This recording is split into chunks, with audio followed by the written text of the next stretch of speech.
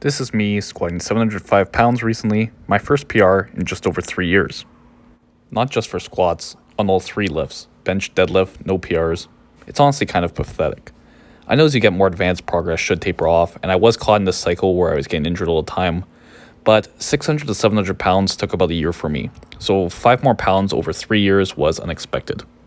So, what happened? I talked about this in my recent cardio video, link below if you haven't seen it already. I don't want to completely repeat what I said there, but the summary is, my work capacity dropped a ton, hence I started doing cardio to fix it.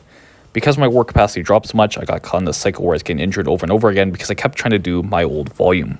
And talking about work capacity and volume is what I want this video to be about. Now there's research showing all else being equal, the more volume you do, the more hypertrophy and strength you get. The relationship between volume and strength, however, is much more muddy, and there's a reason I think that is. I used to be in the boat of the maximum volume you can do and still recover from will give you the best results no matter what. But now my mind's really changed, and I think a big reason I didn't PR for so long is because I was still stuck in that old mindset. When my work capacity was insanely high, I could handle doing that maximum recoverable volume and it worked well. Then my work capacity dropped for reasons I discussed in the cardio video, and the fact I'm just lifting more weight in absolute terms meant this style of training stopped working.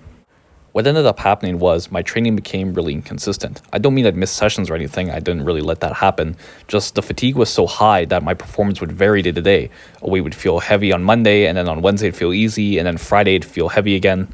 Plus, outside the gym, I was just fatiguey and achy, my brain would be foggy after sessions, my mood was affected, and that effect on my motivation definitely had carryover effects on my training in this sort of feedback cycle. After my most recent World Championships, I again tried this really high volume approach and pretty quickly got a bad glute injury. This caused sciatica-like symptoms, like my foot was numb, I had shooting pain down my legs, I couldn't even walk normally. After so long trying to force this maximum recoverable volume to work like it had for me in the past, I decided I was going to go with a minimalist volume approach.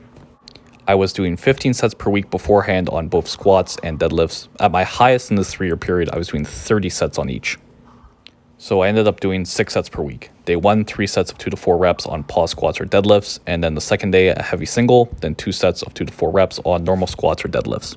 With a fraction of my old volume, it took me about 2 months to PR.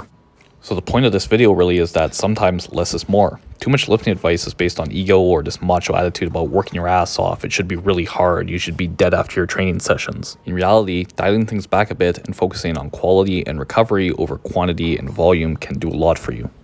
So that's pretty much it. Again, I'm trying out longer form content, going to try to do this more consistently with topics I feel are better covered in longer, more nuanced formats than shorts. And like I said in the cardio video, these do take longer to do and are harder to get engagement from. So if you enjoy this longer content, please like, comment, and subscribe if you haven't already, and share this video. Let me know topics you'd like me to cover down below. And again, thanks for watching.